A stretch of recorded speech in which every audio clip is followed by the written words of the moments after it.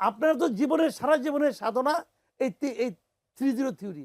এই সাধনার পিছনে আপনি কি কাজটা করছেন, যে কাজটা দেখে মনে হয় যে এই 3-0 থিওরি বাস্তবায়নের জন্য আমি 2 কদম অগ্রসর হয়েছি। নিজের জীবনে প্রয়োগ করে দেখান আপনি কি করতে পারছেন। যে লোক রাজনৈতিকভাবে কথা বলে, রাজনৈতিক থিওরি দেয়, কিন্তু নিজের জীবন তার অন্যরকম, সেটা আপনি বিশ্বাসই করবেন না। মৎস্য প্রাণী সম্পদ উপদেষ্টা ফরিদ আক্তার তিনি মন্তব্য করেছেন যে সরকারের ভেতরে থেকেও যুক্তরাষ্ট্রের সঙ্গে চুক্তি ঠেকাতে পারেনি। এই বিষয়ে আপনার মতামত। এটা যদি ঠেকাতে পারেননি তখন বললেন, তখন বলতে পারতেন না। কারণ উনি তো মন্ত্রী হয়েছিলেন, উপদেষ্টা হয়েছিলেন কার জন্য? ডক্টর ইউনূসকে সেবা দেওয়ার জন্য নাকি জনগণকে সেবা করার জন্য? বলেন। এই ভদ্রমহিলার কথাবার্তা না মানে আমার কাছে এত হাস্যকর লাগে যে উনি তো বিশাল একসময় তো বিশাল বামপন্থী আছিলেন আর কি। এখন যে উনি যে সুযোগ পেয়ে লাভ যে মন্ত্রী হয়ে গেছেন, তো উনি তখন বলতেন যে আমরা এটা বিরোধিতা করি। উনি তো ওই দলের প্রতি উনি তো ওনার অনুগত কেউ না, অনুগত ভৃত্য তো না, আচরণ তো করছেন ভৃত্যের মতো। এখন উনি থেকে সরে এসে বিপ্লবী হয়ে গেছেন।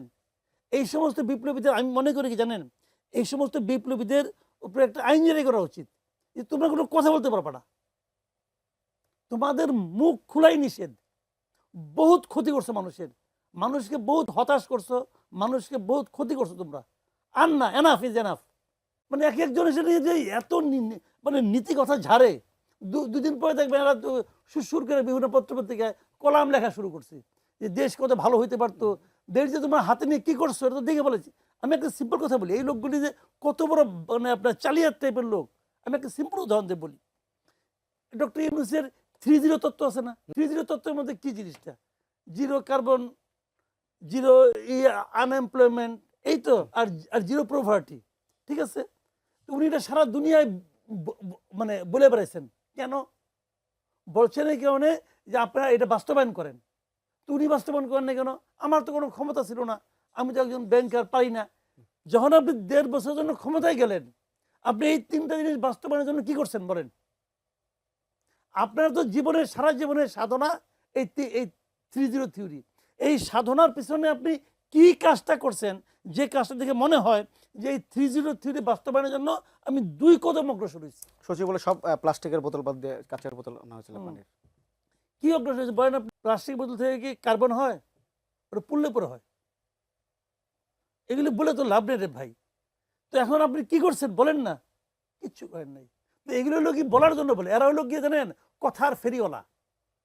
কথার ফেরিওয়ালা বুঝেন? কথার ফেরিওয়ালা।